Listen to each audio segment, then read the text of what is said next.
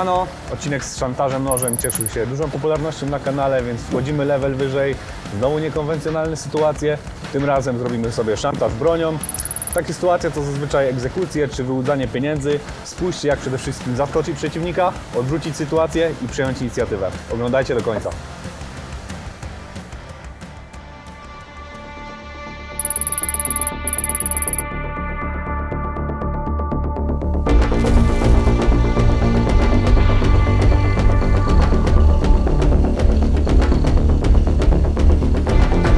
Dawaj kasy! Dawaj! Spokojnie, spokojnie, już poczekaj.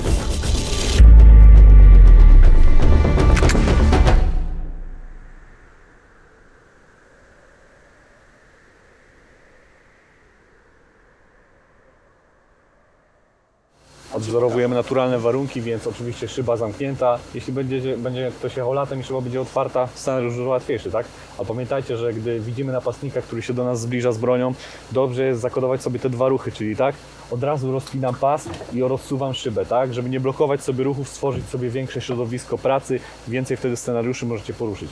Ale dzisiaj mamy tylko ten jeden, więc zawsze też osoby, które powiedzmy boją się o swoje życie albo spodziewają się powiedzmy jakiegoś ataku, jeżdżą oczywiście z zamkniętymi drzwiami, tak?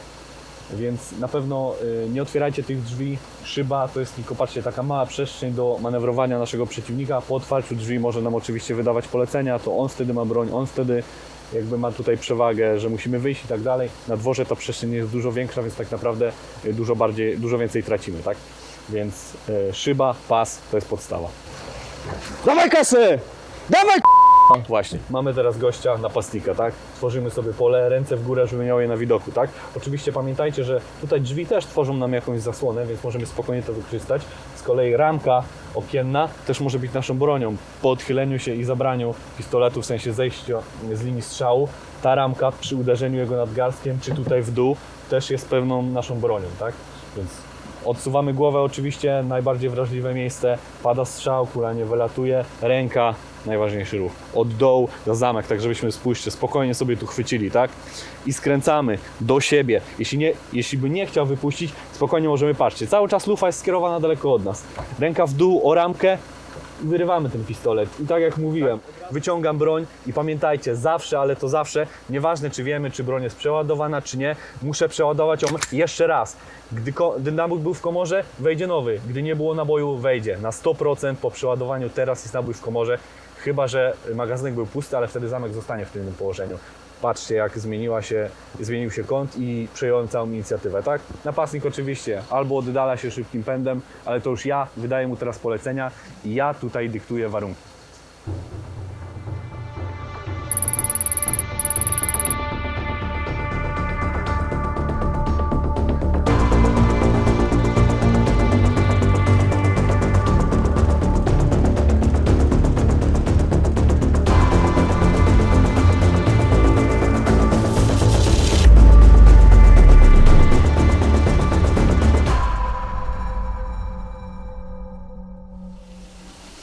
Sytuacja numer 2, o ile w sytuacji numer 1 widzieliśmy naszego napastnika od samego początku, w sensie podchodził, był widoczny, mieliśmy czas na rozpięcie pasów, otwarcie szyby, tym razem podchodzi z tyłu. Możemy go zobaczyć oczywiście w lusterku, chwała nam za to, jeśli to zrobimy, ale nie, oczywiście nadal sama procedura, czyli rozpinamy pasy, otwieramy okno jak najszybciej, nasz napastnik podbiega, dawaj napastnik, wkłada tak, otwieram dokładnie. Chodzi o to, że jego ręka będzie bliżej tej ramki, zawsze dążymy ku bliższej.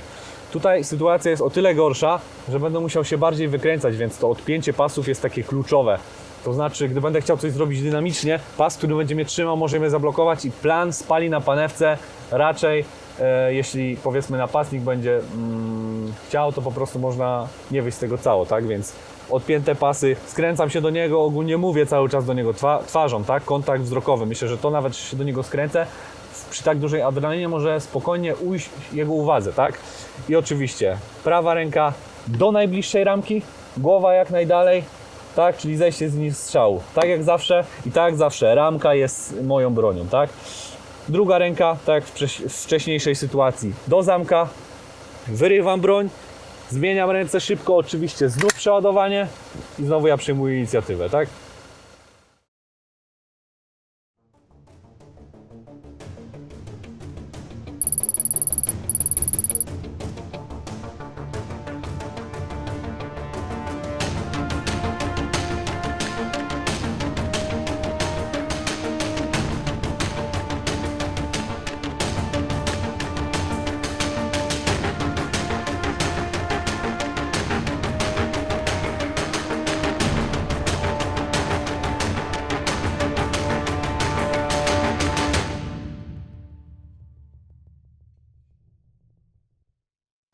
Następna sytuacja.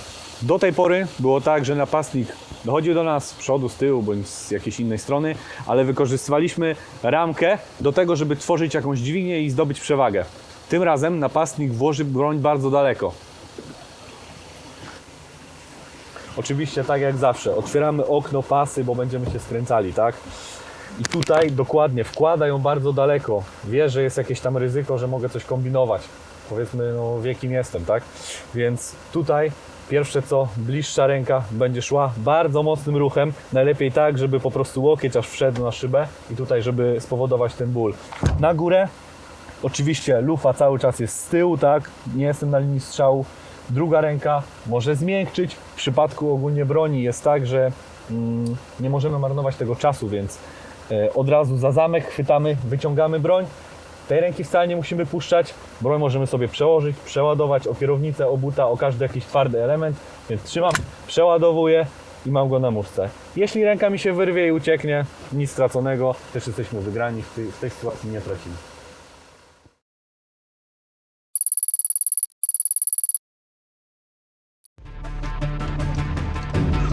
Spokojnie, spokojnie, spokojnie.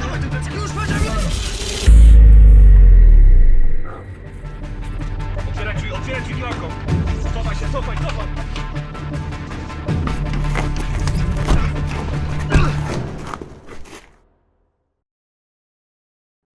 I kolejna technika, tym razem wykorzystamy sobie rzeczy, które znajdują się dookoła, na pewno bardzo to lubicie. Tym razem będą to drzwi naszego auta. Spróbujemy wykorzystać je, żeby stały się naszym atutem. Mamy naszego oponenta, jak zawsze podchodzi, widzimy go od samego momentu, tak, wymierza w nas. Oczywiście krzyki i tak dalej, tak jak we wszystkich technikach. Rozpinam pasy, otwieram okno oczywiście szybko, wkładam broń do środka. I to tutaj jest bardzo ważne. Oczywiście też zejście z linii strzału, tak jak zawsze, ale ta technika wymaga tego, żebym wciągnął go do środka całą swoją siłą, więc muszę chwycić dwiema rękami, tak żeby chwycić jednocześnie zamek broni, odsunąć, zejść z linii strzału, a jednocześnie jego rękę, żeby wciągnąć go do środka, tak? To na pewno go zaskoczy, też tak jak było tutaj widać, może nawet uderzyć głową w drzwi, jest to go też pewnie delikatnie ogłuszy.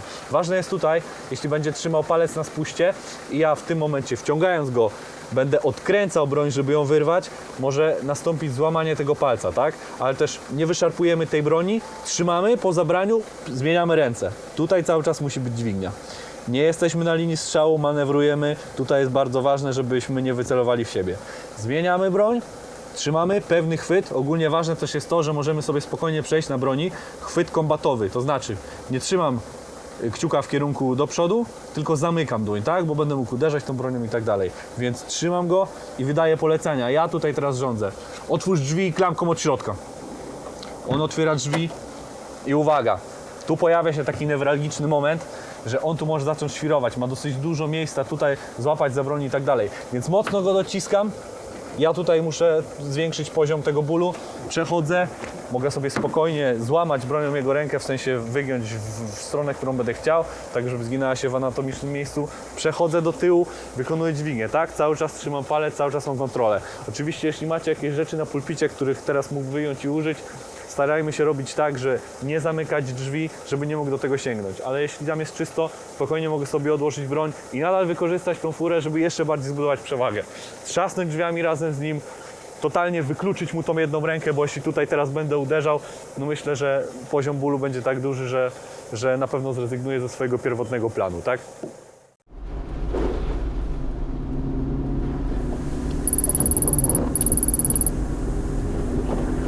Lewo! Lewo teraz powiedziałem, już!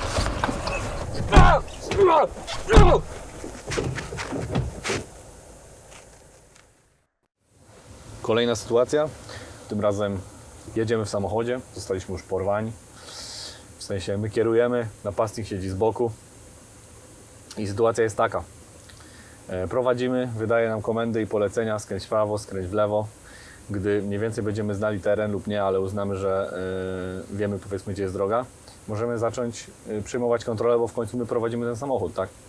Oczywiście gość, który siedzi z boku nam na to nie będzie chciał pozwolić, więc w pewnym momencie złapie nas albo za rękę, albo za kierownicę i będzie chciał skręcić. Nie ma to znaczenia. Dawaj. Tak. No i wyda oczywiście komendę. Tu miałeś skręcić, czy coś takiego, nie? To jest moment, że jego ręka jest blisko nas, w naszym roboczym zasięgu. Więc przechwyt ręki, czy tam wychwyt ręki. Oczywiście hamujemy, nie robimy tego w pełnej jeździe. Łapiemy, dźwignia prosta na łokieć, tak? Duży ból, oczywiście w tym momencie każdy podporządkowuje się, więc gdy nacisnę, spokojnie może uderzyć swoją głową o deskę. Będziemy mieli wtedy jakąś oczywiście chwilę i moment, bo będzie ogłuszony, tak? Jeśli poprawimy to parę razy, może stracić przytomność, więc to już w ogóle dla nas sytuacja idealna. Ale myślę też, że każdy, kto boi się o swoje życie, będzie woził gdzieś schowane w tym samochodzie coś, co może uratować mu życie. Więc powiedzmy, że mamy taką rzecz, przejmujemy kontrolę, robię drugą dźwignię, nadgarstek, palec i łokieć, tak? Wyjmuję nóż, klamkę, cokolwiek innego i teraz ja mogę przyjąć inicjatywę. Kończymy odcinek, pokazaliśmy Wam dzisiaj 5 różnych technik. Mamy nadzieję, że bardzo zwiększy się Wasze bezpieczeństwo podróżowania. I jeśli boicie się o swoje życie, poziom stresu na pewno zelżeje. Oglądajcie inne odcinki, pokażemy Wam dużo więcej technik. Oczywiście subskrybujcie kanał na YouTubie, zaznaczcie dzwoneczek, wbijajcie na nasze socjale, Instagram, Facebook i wpadajcie do sklepu. Trzymajcie się, hej! Millworld. Dla ludzi z pasją.